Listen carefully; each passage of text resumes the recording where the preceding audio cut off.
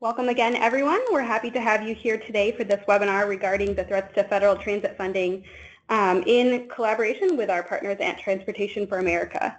Before I turn the program over, we have a few housekeeping notes.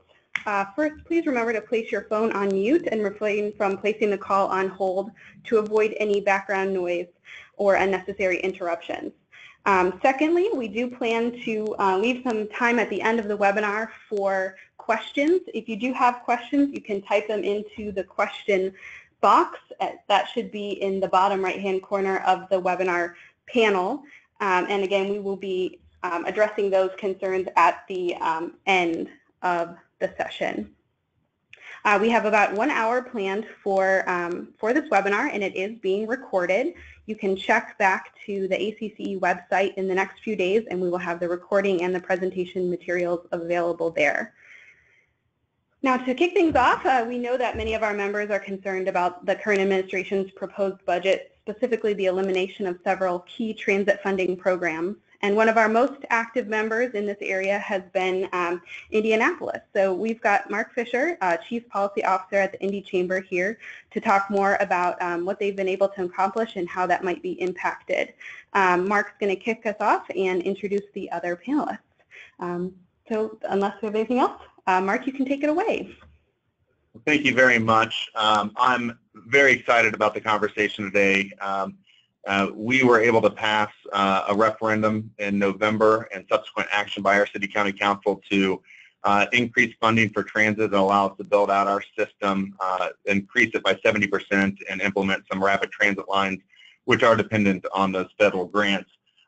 We could not have done the work that we did and has been as successful as we were in our community without the help and the collaboration from both Smart Growth America and Transportation for America. So today we have Geoff Anderson, President and CEO of Smart Growth America, Jeffrey Boothe, who's Chair of the Capital Investment Grants Working Group with Boothe Transit Consulting, LLC, and brand new Director of Transportation for America. I've not met her in person, but looking forward to Adrea Turner. I will say the work we've done with both Smart Growth America and Transportation for America, they've been great partners in putting on great policy seminars, providing in-depth research and analysis on transportation trends, model legislation and model ordinances, especially around our local Complete Streets Ordinance, for which we were awarded the Complete Streets Ordinance of the Year in 2011. It really helped us envision what we could do and the impact of our Indianapolis Cultural Trail, which since its opening has seen over $1 billion in increase in assessed valuation along the Cultural Trail, which is a very dedicated bike and walk path that goes through downtown Indianapolis. We participated last year, actually now 2 years ago, in a leadership academy with teams from the Nashville Chamber and the Raleigh Chamber and Raleigh community, and I know that they're working on something similar for the Ohio communities in Ohio. So really could not have done this without the friendship and collaboration with these organizations. I know that we use them a lot in testimony, both at our legislative efforts to pass the enabling legislation, and then at our City County Council, and bringing them in to talk to community leaders to really build the case for investing in multimodal transportation. So we're very excited, and we'll turn it over to Geoff to explain more about what they do. Thanks, Mark, and this is Geoff Anderson again, President of Smart Growth America. For those not entirely familiar with us, we're a national nonprofit organization. Transportation for America is one of our main programs here, so Transportation for America is part of our organization, but we lead a lot of our transportation initiatives through that program. Obviously, we are here to talk today specifically about threats to transit funding at the federal level. I'm really pleased to be able to partner with Mark and with the ACCE and with Geoff Boothe on this. Geoff has been working on these issues for decades and is really super expert on it. And ACCE and your membership and all the folks on the phone have been really engaged and leaders on the issues of transit funding in your communities and know how important it is. What we have really is transit funds at risk, and we know that there are kind of just to orient people in space and time, there are sort of two buckets of funding that are worth paying attention to, at least the big buckets. One is the capital construction grants or capital improvement grants, and those are the new starts and small starts. You may know those if you've been pursuing funding in your community. There's about $6 billion worth of new starts and small starts out there that are sort of commitments that are anticipated over the next couple years. The administration's FY18 budget, the blueprint for that budget proposed eliminating any new starts, and more recent proposals have even suggested just simply not signing full funding grant agreements even if the funding is available. So clearly some anti-transit, anti-federal funding sentiments coming out of the new administration. And I think our worry is that this is sort of just the first step in something that could then move easily to formula grants, and that's grants that go to a lot of different operations, maintenance, other things in big cities and small communities. And so there's a lot of money at risk. Much of this money is money that is sort of the base money that localities use or are expecting for match purposes, matching with their local dollars. And frankly, the timing is very strange in some senses. If you look at the last, since 2000, for instance, every time voters have had an opportunity, every sort of 2 years when they have an opportunity to vote on transit ballot initiatives at the local level or in the state level, those initiatives are passing. And we had record numbers of initiatives passing just this last round in the election in blue states and red states in a lot of different places, passing a lot of money. So transit is popular right now. Ridership, looked at it sort of over the longer term, has definitely been rising. You've got, as you can see from the next slide, nearly 1 million jobs that are pretty closely related to transit. You've got 10 billion trips being taken. So, transit is a key part of communities. I think communities and people are seeing that its importance is increasing. And then on top of just the people who are using it and relying on it day to day directly to get to and from work and so forth, you also have, I think, a growing recognition that it is linked. Transit and a variety of transportation options are linked directly to competitiveness. So if you go to the next slide, the one labeled downtown impacts, what we see is basically a trend around the country where businesses are moving to amenities, to place, to things like the cultural trail that Mark was talking about, and that often key to that placemaking, to the amenities that talent is really looking for are transportation choices, be it bike, walk, and of course transit, and the ways that walkable communities and opportunities to bike and take other methods of transportation are also linked to even having transit. So one of the studies that Smart Growth America did recently was we saw that not only there was an overall trend among companies to move to downtowns, and we've seen the statistics bearing this out, where 16% of companies were within 3 miles of the downtown in 1996, and that actually went up to something like 23% by 2013. We started to basically track individual corporate moves and did a survey, called these companies, basically found 500 different companies that had moved between 2010 and 2015 to downtown locations. And by that I mean downtowns both in suburban downtowns as well as traditional urban cores. And we called up about 50 of them and talked to the people in charge of the move and said, why did you move? And in some cases it was the situation was one like State Farm had, where they had their employees scattered around a number of lower density suburban locations, and they wanted to just improve their efficiencies by putting them all in a highly transit accessible place and consolidating their facilities. And that was certainly one set of examples that we saw. But the most consistent fact that we heard over and over was we have to be in walkable places served by transit to attract the talent that we need to be competitive in this environment. So it was really all about the recognition of the link between talent, their ability to attract and retain that talent, and their success as a business. And understanding that, compared to, a slight difference in real estate costs or even a significant difference in real estate costs, employee retention, employee retraction just swamped any savings they could get by moving to a less expensive location, for instance.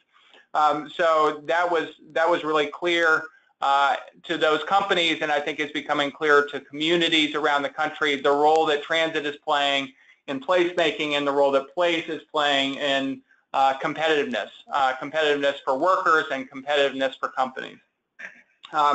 It's in this environment, of course, that we're seeing threats to federal transit funding, and we need to be proactive. I'll be the first to admit that it is not clear what is going to happen. And much has been made, and there's a lot of sort of attention being paid to the $1 trillion infrastructure bill. Let me just sort of put a couple of framing comments out there on that. No one has any idea where the money is coming from for that, and that job is only getting harder. If you do tax reform and lower corporate tax rates, that actually produces less money for the government. The failure to get healthcare reform through, they were counting on money being freed up from that. To increase defense spending by the amount that they're talking about requires money. And then to say that you're going to cut discretionary spending, all of that is not consistent with a massive infrastructure bill. So that may or may not happen. I think it's very difficult. If you look at the Congress, they have not been willing to raise money in the last several years. So I view that as very speculative, and yet it's getting a lot of attention. In contrast, real things that are happening right now, meaning the budgets that they have to pass, an infrastructure bill is a discretionary activity. They don't have to do that. They have to pass budgets. The budget being proposed, or at least the budget blueprint proposed by this administration, proposed cutting transit capital investment grants. You can look throughout that blueprint document, and a lot of the language, including the transit language, says this is stuff that benefits localities, therefore localities should pay for it, and so we're going to get rid of the money. So that is the attitude. So when you pair that attitude with the fact that, A, an infrastructure bill may not happen, and then B, if it does, and your attitude is, well, transit's a local thing, so they should pay for it, I'm skeptical that we would even see transit in an infrastructure bill with that attitude. So there's a lot of reason to be concerned about the state of federal transit funding in the future, and we need to basically be prepared for that. And that's why we are working with ACCE and Geoff Boothe and other partners of ours to really mount a strong defense of federal transit funding and of federal participation in transit programs. Our job is not to wait and see what happens and then try to react. Our job is to put in place an infrastructure that can convey the importance of transit, ahead of time, so that those proposals aren't made, or if they are made, that we can react quickly and we're all ready for it, not starting to prepare once the proposal is made. So to do that intelligently, one of the things we've tried to do is think about, well, what are the scenarios? What might happen? And Geoff Boothe has been following these issues very closely at the congressional congressional level and in the administration, and he's going to walk us through a couple different scenarios of what we could be seeing in the near future and why we have to prepare for it. Geoff. Thanks, Geoff. Next slide, please. So where do we stand right now? We stand at the point of the fiscal year 17 began October 1st of last year. And at this point, we're still operating under FY16 funding levels because Congress has yet to adopt a full year funding bill. So when we talk about a continuing resolution, that's a continuing resolution at last year's funding levels, so that if no action is taken on that continuing resolution and we continue for the balance of the year, that in effect is a de facto cut of transit funding from what was projected in the FAST Act. And it also means for the Capital Investment Grants Program, a cut. Right now, the House has $2.5 billion for the program. The Senate has $2.3 billion for the program. Logically, you would think they'd end up at somewhere around $2.4 billion, but FY13 funding levels was $2.177 billion.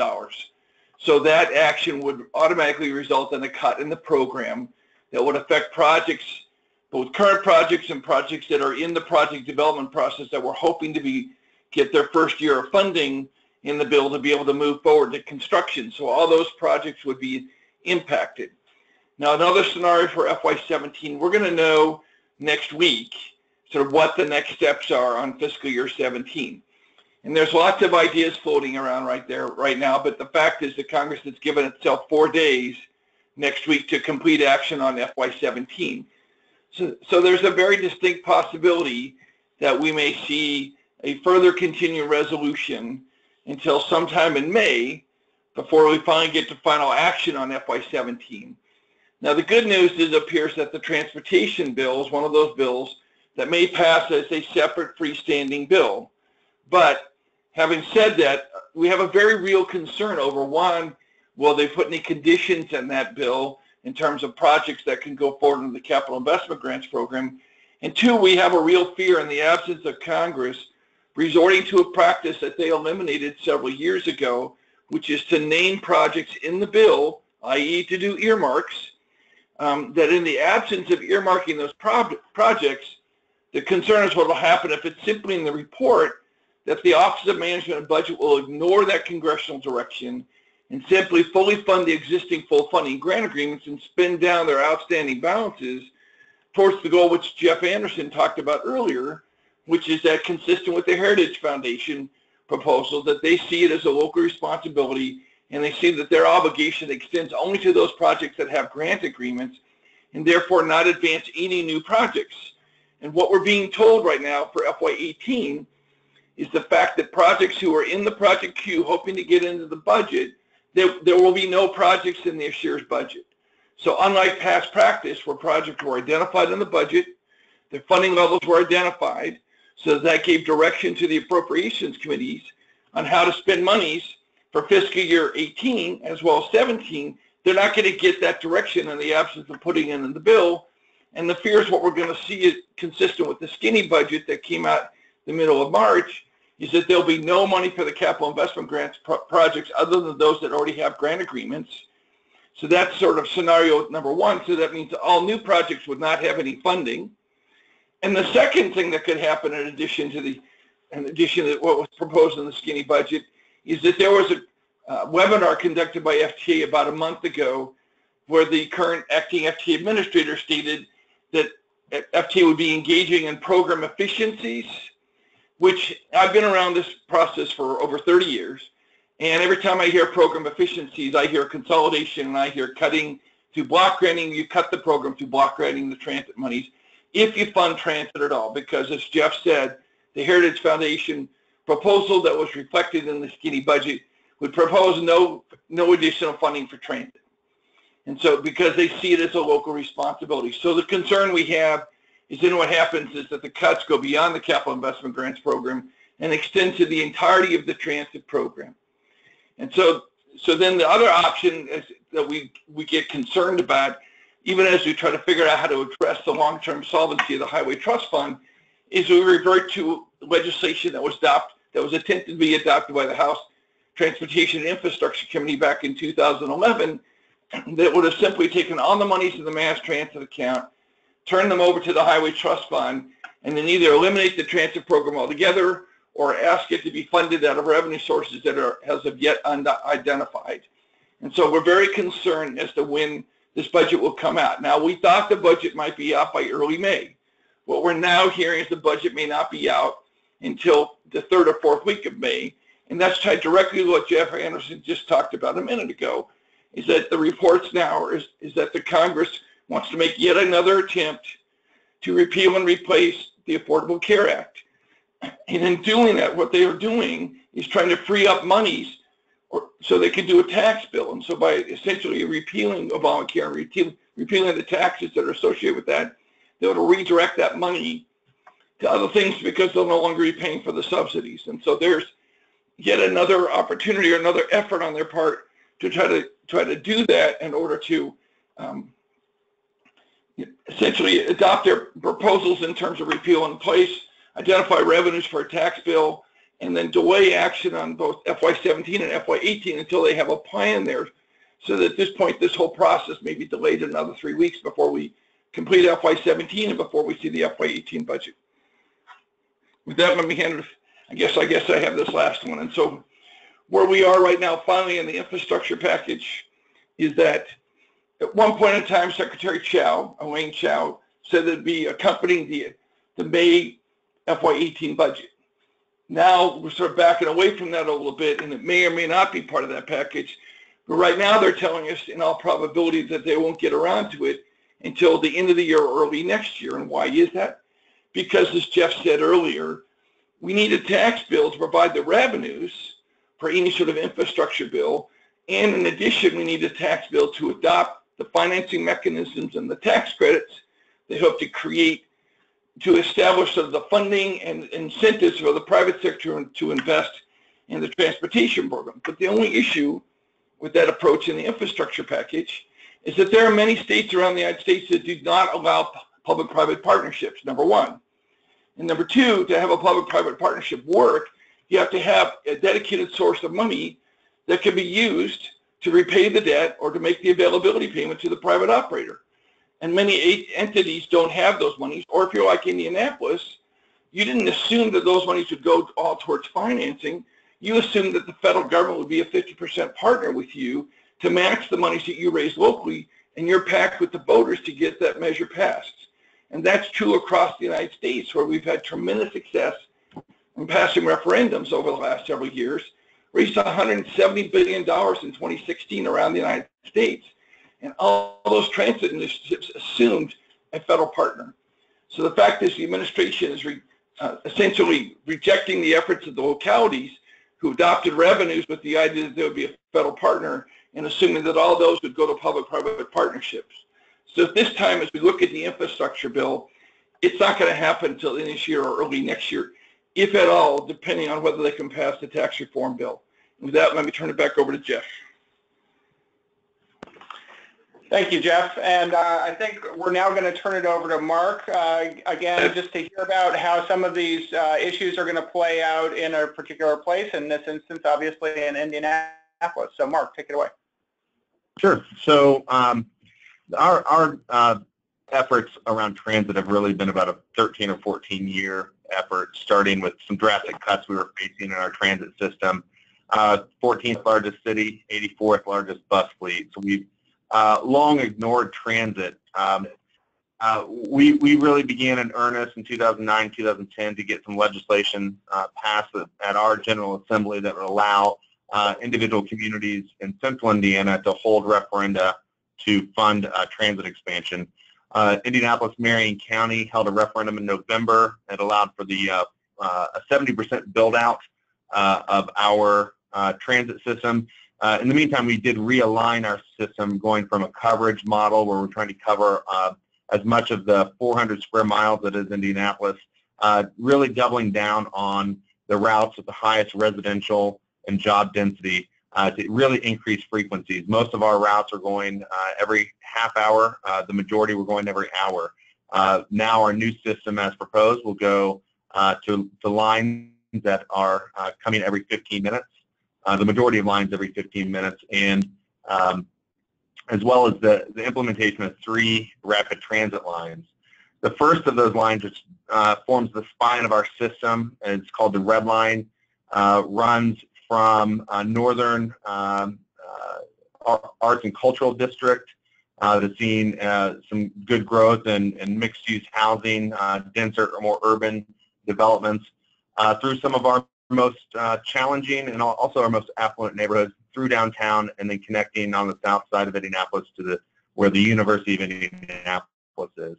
That was to receive a roughly $75 million Small Starts grant that was awarded in 2015.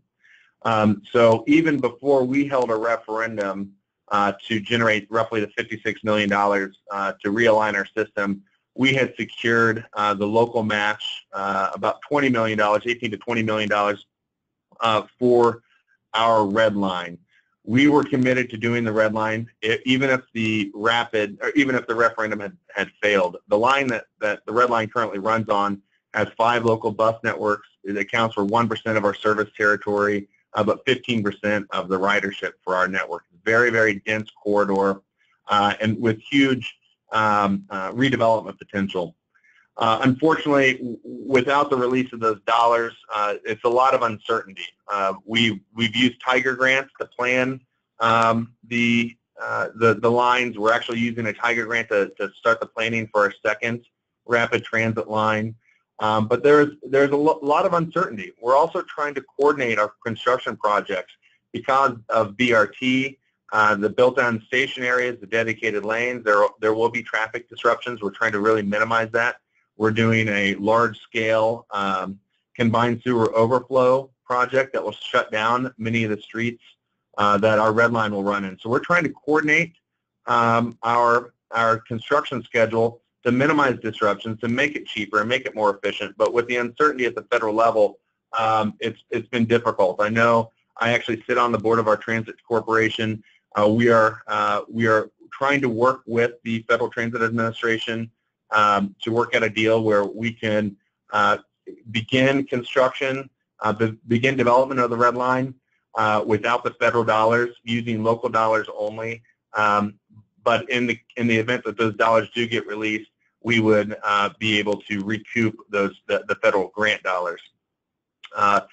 It has caused some pushback amongst the opposition to our referendum, which we won 60-40 countywide, which is a huge step. It's the first dedicated revenue stream we've had for transit in Indianapolis. And it has given fodder to the opposition that said, see, we're not, they have not been fiscally responsible. They didn't think this through. Indigo, our transit corporation, has committed to delivering the plan as proposed and as the voters supported, with or without the federal capital grants. It will impact us. We will have to bond for that, so it's going to be more expensive at the local level. It'll be more expensive because we're picking up the tab that was promised by the federal government, and also we're going to have to pay interest on that.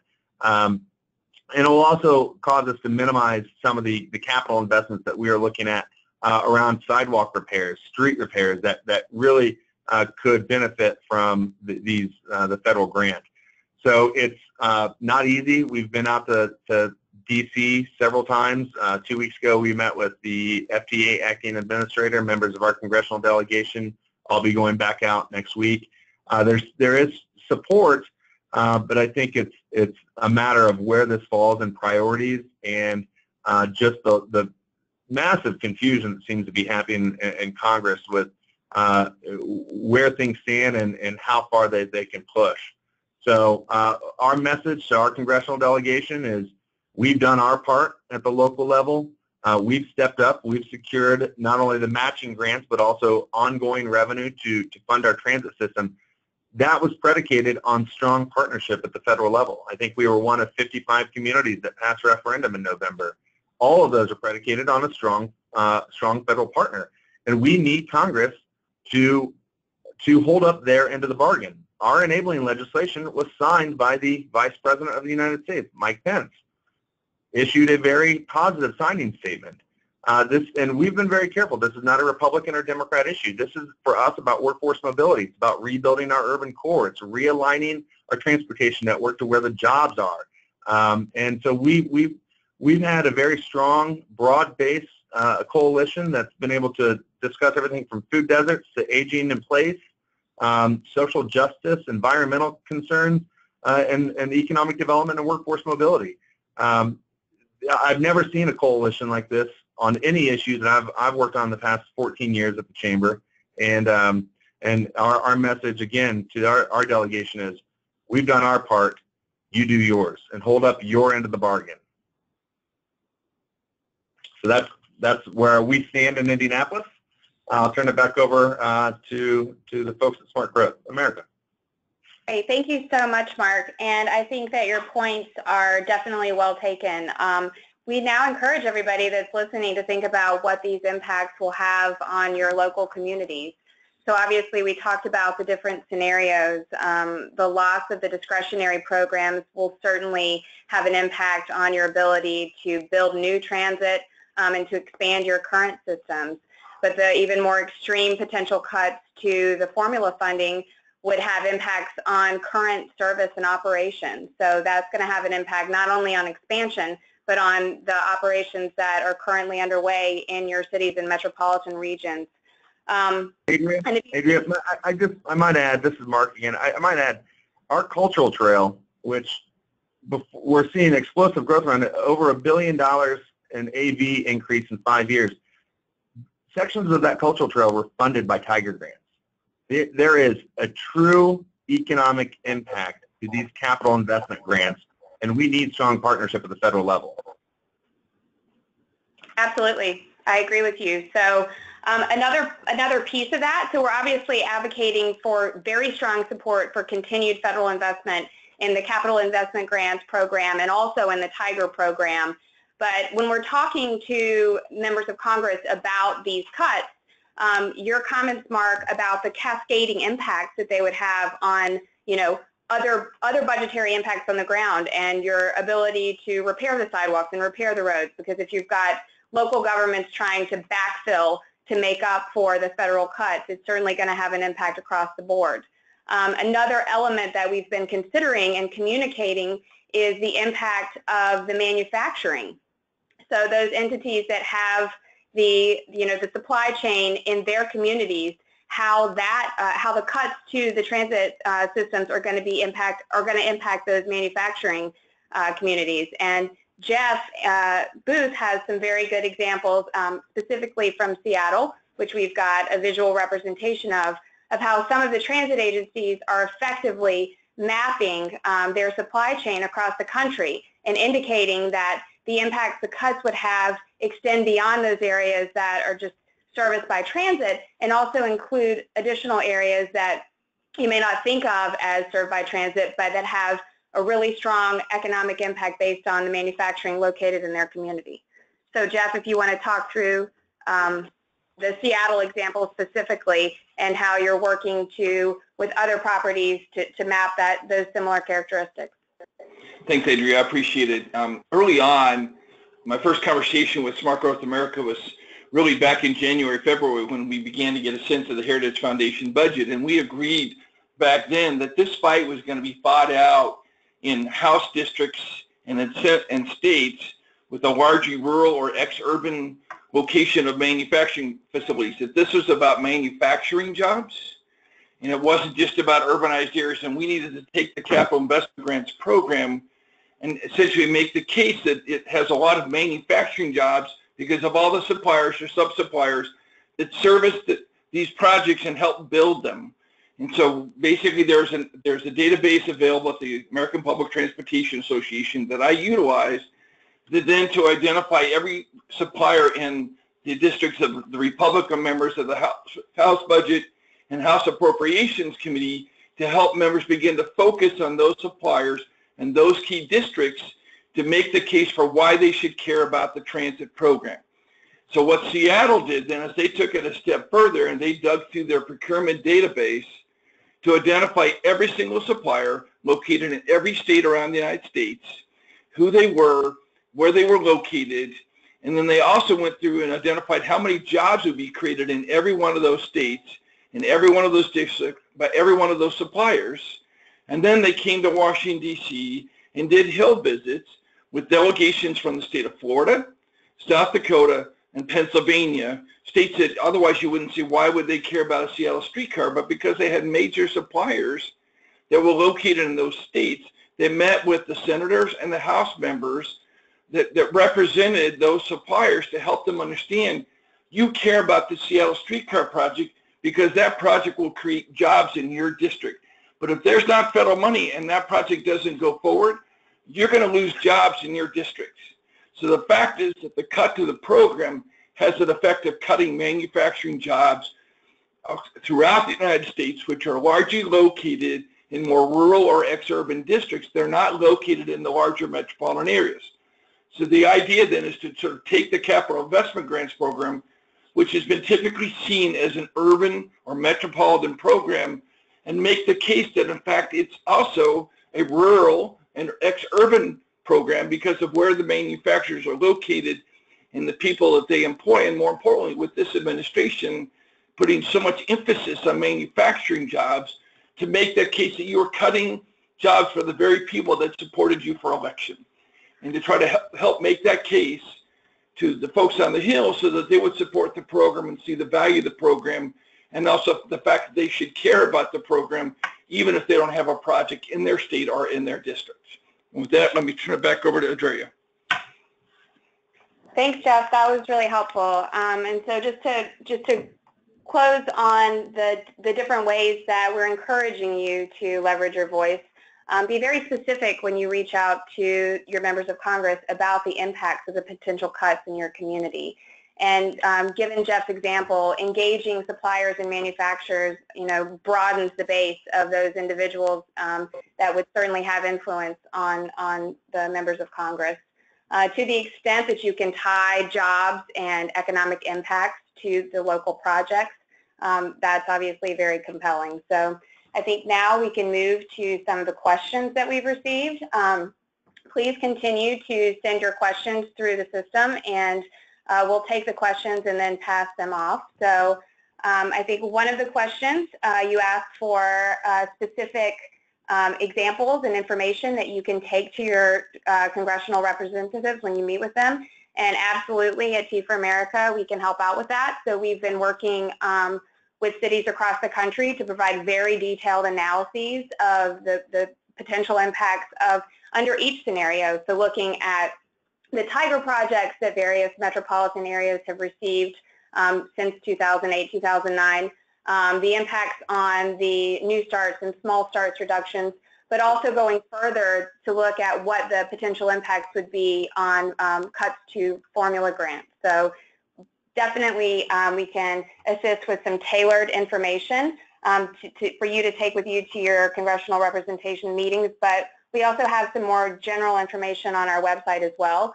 If we click to the last slide in the presentation, it'll be linked, and then when you receive the electronic version of the presentation, you'll actually be able to directly access those higher level talking points that just provide framing to guide the conversation.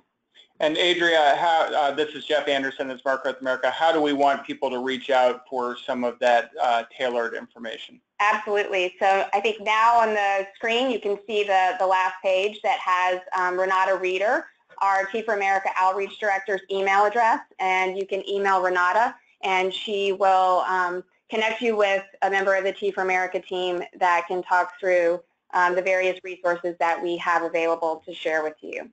I do see another question regarding circulation of a sign-on letter. So we actually have circulated a sign-on letter in support of Tiger and the Capital Investments Grant Program. We got over 150 signatures on that letter, submitted it I think around 2 weeks ago, is that correct?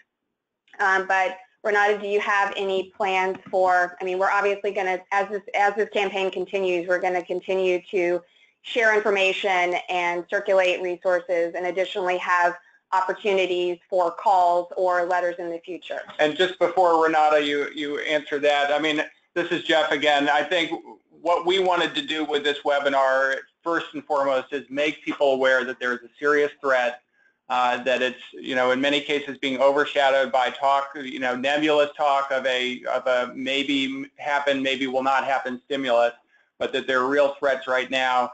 And to ask everyone, if that is important to you, please engage with us. So the number one thing is just to get in touch with us and let us know that you want to be engaged, because there's going to be some short-term things that we have to do, like sign-on letters, but I anticipate this is going to be a running conversation over the next 2 years. And that means we're going to need engagement over that time. So Renata can talk about some of the things we have upcoming immediately, but our broader strategy is to engage all of you and a number of others around the country in key locations in a concerted effort over the next 1.5 to 2 years to defend transit funding. Can I just add one other thing before we run out of talks? There is also a sign-on letter that was submitted to the House Appropriations Committee with 93 House members that signed on in support of the Capital Investment Grants Program, and a letter signed by 33 senators to the Senate Appropriations Committee supporting the Capital Investment Grants Program. So we do have those two sign-on letters that are already been submitted to the Hill, in addition to the letter that Chief for America is working on right now. And then before Renata talks, we keep jumping ahead of you, I apologize. I think it's also important for everyone to take note of the letter that the Purple Line Now group submitted yesterday to Secretary Chow. There are over 45 local businesses, developers, and local chambers that submitted the letter to Secretary Chow in support of the Purple Line project in Maryland, which is in the suburban Washington, D.C. area. But that's a good example of local action that communities can take to directly communicate their support for continued investments in these programs. Anything else? Yes. So the only thing that I will add is that, especially for you all in the position that you're in, when reaching out and connecting to your representatives, is really connecting the dots for them and being at the helm of saying, okay, this is a specific project, this is how many jobs are impacted, and these are the economic impacts, just connecting the dots for them. We do have template language that you can use that we will send around in addition to this presentation, where you can input your specific project, the jobs impacted, and how transportation is directly related to the economic development in your area. And if you have any other questions about resources or those impacts, feel free to reach out to me and I will get you that information. Thank you, Renata. So I'm going to move to one of the other questions. Given Mark's example, should we try to raise funds for local projects without programs like Tiger and capital investment grants? I'm going to open that up for our panelists to weigh in. I'll just say from our perspective, we were very clear. It was a 60-40 victory in a very large spread out city. People invested in the impact of transit. They want to see transit improvements because of what it means for economic development, workforce mobility, and talent attraction, and the environment and congestion. We've had some pushback from some of our elected officials that were opposing our efforts, that said, you know, the dynamic has changed and they've tried to nullify our vote. I don't ever think it's good to nullify the vote of the will of the voters. And we've been very clear with them that people bought into and are buying into the positive impact transit can play. So we are committed to delivering with local dollars, but it will be much more impactful if we have a strong partner at the federal level. That's just my 2 cents. And this is Geoff. I think you know, the trend over the last several years in general has been for the federal government, frankly, not to do enough on infrastructure, and for states and localities to increase their role. So if I'm you know, I think the places that are going to get the most help in the future are the places that help themselves the most, and that the federal, you know, the federal programs to some degree are headed in that direction overall. So I think it's certainly smart to try to raise your own money, and I don't think that is a substitute, particularly, well, just in terms of the matching role it plays and in terms of a lot of the smaller and mid-sized communities. I don't think it's a substitute for a strong federal role in transit. I would echo those statements and only say that I have a lingering concern, having been on the board of the Center for Transportation Excellence for 20 years and advocating for local transit elections, so that my lingering fear is that at what point in time do we tap out the voters who feel like, you know, I just can't pay anything more? And like we had this experience in Austin when we were trying to do the urban rail project, where people had just gotten their property tax bills. So it was probably not a great time to be putting a bond measure on the ballot, but it came on the ballot, and the reaction of the voters was enough. And so I worry that without a reliable federal partner, and keep putting this back on state and local governments, at what point in time do you hit a wall at the state and local level with folks saying, you know, you're putting all of this on us, and the federal government is abrogating its responsibility to be a funding partner for all these programs? And I think that's the question, as we see yet another step in that direction of the federal government abrogating its role of being a funding partner, because the reality of this program, the Capital Investment Grants Program, is 20 years ago it was an 80-20 split, 80% federal, 20% local. We're now at the point where the split is about 55% local and 45% federal nationwide. So over the trend line over time, more and more burden and more responsibility has been placed at state and local level to raise the monies to advance these projects.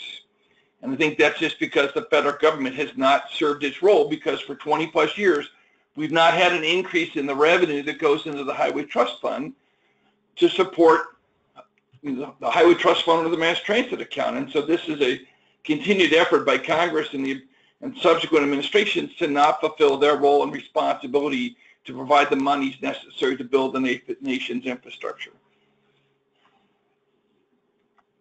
Thank you, Geoff. So there was another question, and I think that Will could probably answer this first, and then we'll hand it to the other panelists. But one of the participants asked, if there is a project at risk in their region, what specific recommendations can you give as a chamber to advocate for the city?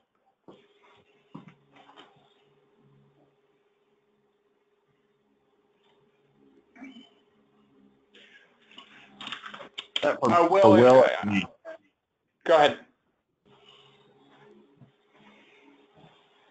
I'm sorry, was that question for Will or for Mark? I thought it was for Will, or at least that we were going to, oh, I'm sorry, I think it's for Mark. My apologies. That's all right. We will be happy to share the letters that we have sent to our congressional delegation and the Vice President's office and the Secretary of Transportation. We've sent multiple letters, broad community support, kind of addressing every issue that we spoke about during our transit campaign, and signed by community leaders, presidents of universities, hospitals, social justice groups, ministers, environmental organizations. We'll share that with both Transportation for America and with ACCE, and feel free to distribute those to the members or make those available to the folks on the call. We'll certainly be happy to share the multiple letters. Again, the main message of that is we've done our part. We need the Congress to keep their end of the bargain. And this is Geoff. I was going to say, we don't do a lot of federal advocacy, but I've been to D.C. more in the past 3 weeks or past 2 months than I have in the past 5 years. If you have the resources, get out there and make your presence be known.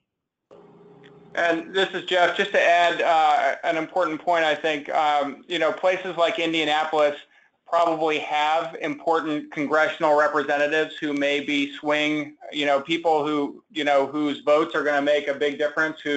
Other places with transit projects, if you have, members who are already strongly pro-transit, sending them a letter, frankly, doesn't do a lot of good.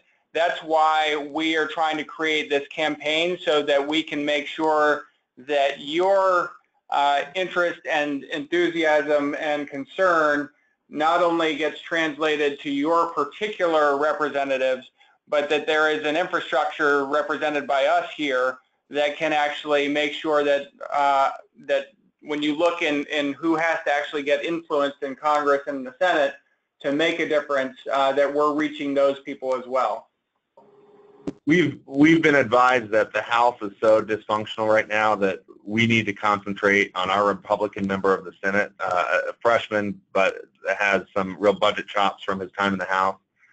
So we've been spending a lot of time with district staff going out to D.C. Again, we have our buses use Cummins ultra low sulfur diesel engines, which are made in Seymour, Indiana.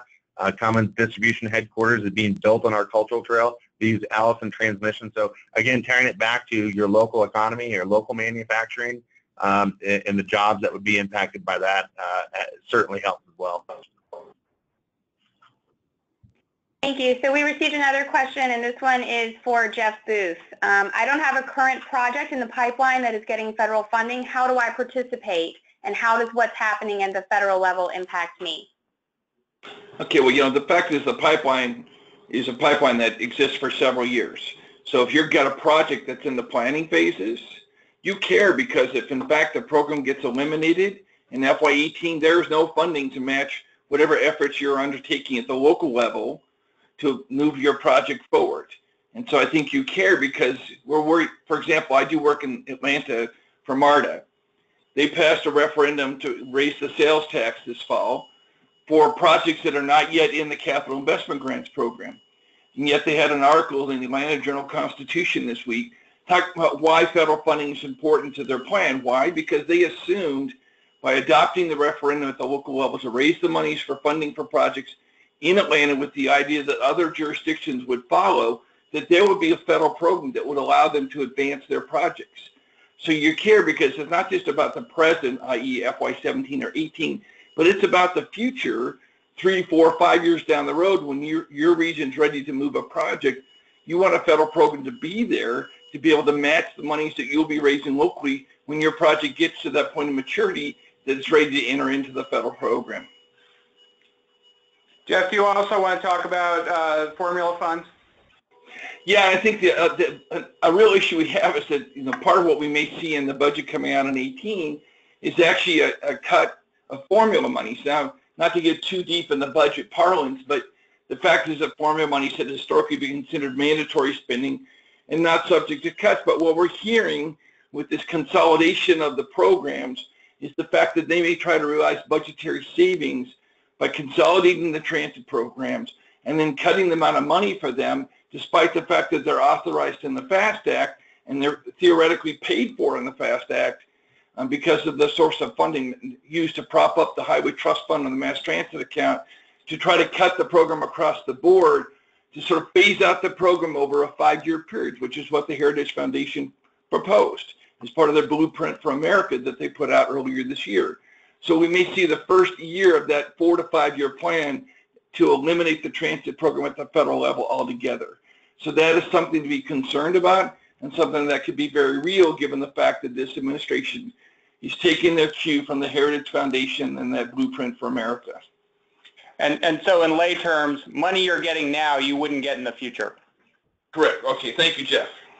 So I think we have time for one final question. We're nearing the end of the time for the webinar, and this is a general question for all of the panelists. What is the impact of transit on economic development and workforce mobility? Wow.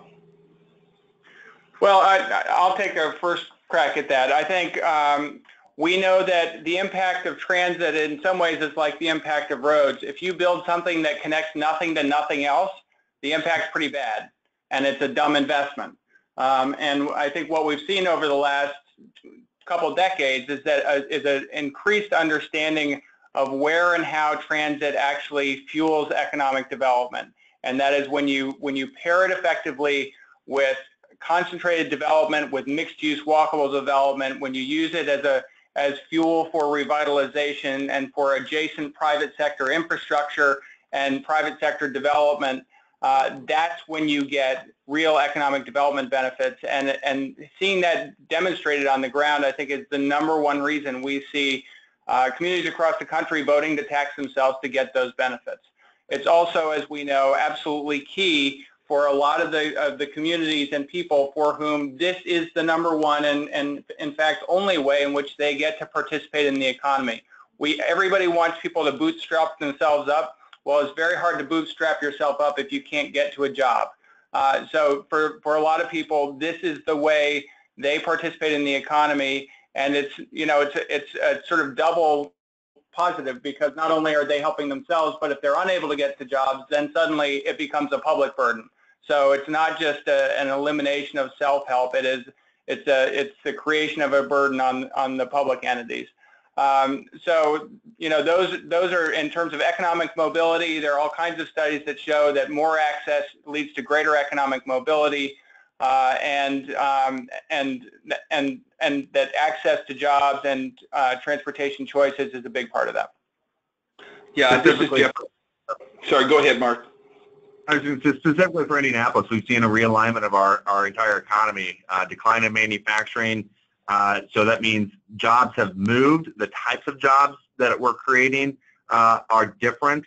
And so it's about realigning our system to go where people live to where people work and it's really about that high-frequency, convenient service and extended service hours. If a bus system shuts down at 11 o'clock, what do you do about the second shift, third shift, the service workers? We like to say we can get you to a Pacers game, but we can't get you home, especially if you work there. So for high concentrations of intergenerational poverty, transportation, access to quality transportation that gets you to the job is the #1 factor in your socioeconomic mobility. So it is certainly about helping people be more productive, healthier citizens. Food access is a big issue for us as well, and so healthcare costs drive a lot of business costs. So we need to be a healthier community in addition to helping people get to the job site, getting them to the community college or the university. Our red line touches 90% of our regional college students within 3/4 of a mile of a red line stop. So our main message was access to jobs, education, and healthcare. And every poll we did came back, those are the highest concerns, and people saw that as the biggest benefit of transit. Yeah, just 2 points I'd make about that is, one, I grew up in Portland, Oregon, and I've watched how investment in transit can completely reshape a community. So you can see the effects of that. But I want to hit on the point that Mark just made, because I think what we see in a growing number of communities, and I think a classic case of this is Clayton County in Georgia. They eliminated their bus service a couple of years ago for budgetary cuts. And what you saw was the very real impact on citizens of that county who could not get the jobs, so the poverty rate increased.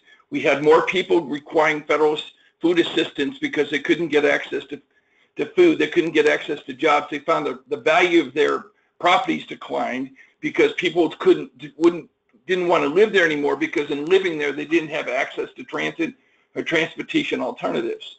So the loss of these monies is very real in terms of how it affects people's everyday lives. And I think the one positive thing we've seen over the last 3 to 4 years is more and more businesses are recognizing that they need a good transit system and a good bus system to provide access to the second and third shifts at manufacturing plants, because many of them, shall we say, bad decisions in terms of where they chose to locate, have put themselves a ways away from good bus service. And now they're realizing that we can't attract employees because they don't have a way to get here or a way to get home because they can't afford a car. And so I think what we're seeing in more and more communities is how critical it is to have a good bus system in addition to these fixed guideway investments to really provide access to transportation alternatives for all citizens. And I think that message is really becoming much greater understood among the business community than it ever has over the last several years. And so I think it's great to see the Chamber on board for the businesses in Indianapolis to recognize how critical it is to have transit and be able to provide access to jobs as to how it affects everybody in the community. And so I think it's continue to make that message and continue to draw those connections to the federal funding and the formula monies and how critical they are providing bus service to people in communities is also very critical, in addition to supporting the Capital Investment Grants Program.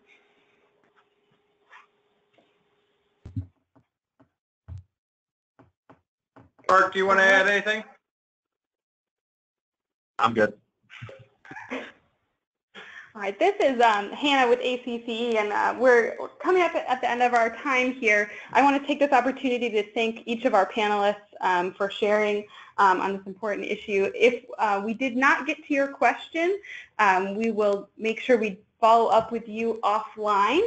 But thank you all for your participation today and your great questions. As stated at the beginning, we will be posting this recording up onto our website along with the presentation materials, and we will also shoot you a note containing the links for that and a couple of other key materials mentioned on today's call.